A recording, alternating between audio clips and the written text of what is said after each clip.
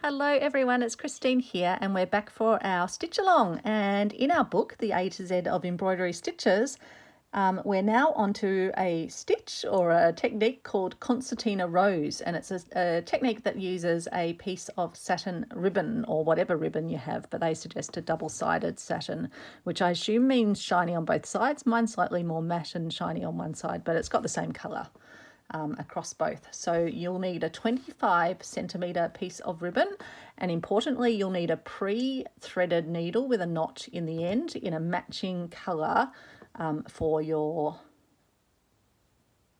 ribbon. Sorry, the word just escaped out of my head. So yes, pre-threaded needle with a colour that matches your ribbon.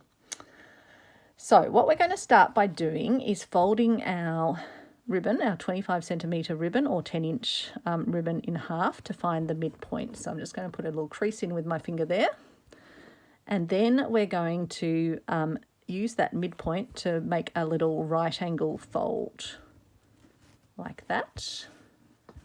And then we're going to begin by folding our ribbon from this top piece starting with, and then the bottom piece around that little center square, as it were. So you're concertinaing your ribbon. Folding. Being a satin ribbon, it's going to be a bit slippy. It's trying to slip away on me. But just sort of keep a broad hold on it. It doesn't matter if it slips a bit, because we're actually going to be forming up a rose. So you keep folding that, folding until you've completed your square, and then you want to take hold of the two end pieces. So I need to find my two ends here, the two sort of cut ends, and you want to hold tightly onto those, and then you'll get your little concertina piece.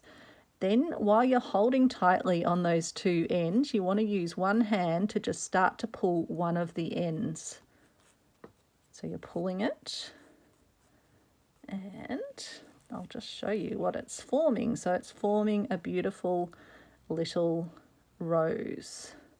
So you sort of keep pulling it till you get it to the point you want.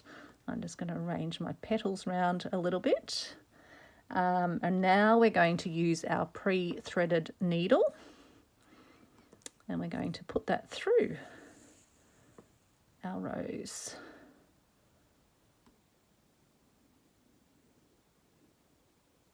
And so we're then going to take the needle up through the rose center from the base. So I don't know if I needed to pull that rose center at all anymore, or I'm not sure if that was meant to even get pulled down a bit further. Might just catch that bit as well, so it comes together even more as a rose centre. Oops, got a little knot. Yeah, see, that's good. It's just curved it round even more in the centre. And now then we're going to take a tiny stitch and just another stitch in the base, and then we're going to wrap the thread around the base approximately 3 times. I might have done it slightly more than 3 times. And then we're going to take the thread through the base of the rose and secure with a tiny back stitch. I just do another stitch just to be sure. And so we can actually leave that thread in there for when we then attach it to our fabric. And so we'll trim the ribbon as close to the base as possible, just leaving a little bit of ribbon for the base. So I've just been contemplating where I want to stitch my little concertina rose down, and I think I'll do it just up here. So I've got the thread that's attached to the back of it, and I'll take that back through the fabric, and then I want to just position it down as sort of as flat as possible, given this will be going into a book. but I still want to have it nicely sort of arranged. So I might bring the needle back up through, I think, the center of it if I can.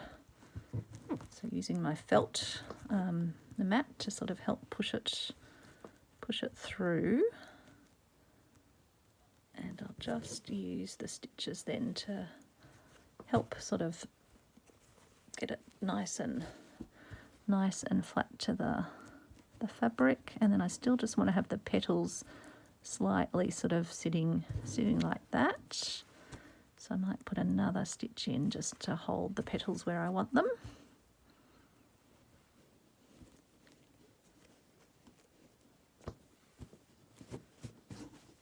And then I'll just need to make sure that might even just put a little stitch in each corner just to hold it a little bit flat there, and also to cover the base piece. Just put a stitch there.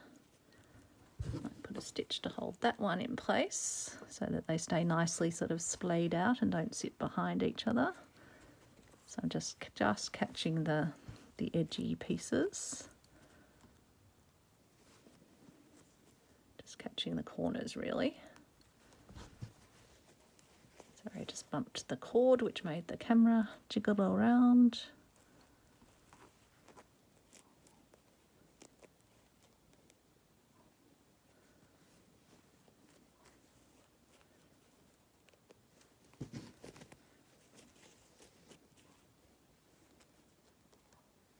And I'll just put one here.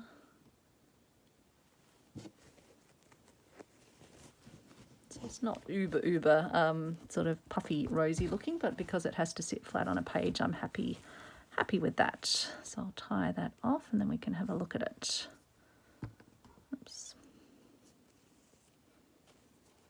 Okay.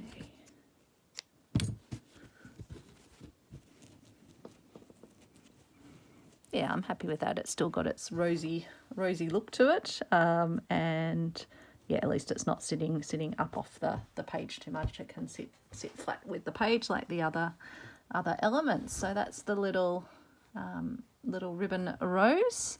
But obviously, yeah, if you wanted something more dimensional, you could leave it sitting up in its full rose shape. But otherwise, that is a great way to incorporate it into your little book. So I hope you enjoyed that one, something a little bit different from what we've been doing so far, but we are working our way through the A to Z of embroidery stitches so we can put a tick on Concertina Rose. Thanks so much for watching. Take care and I will see you soon. Bye.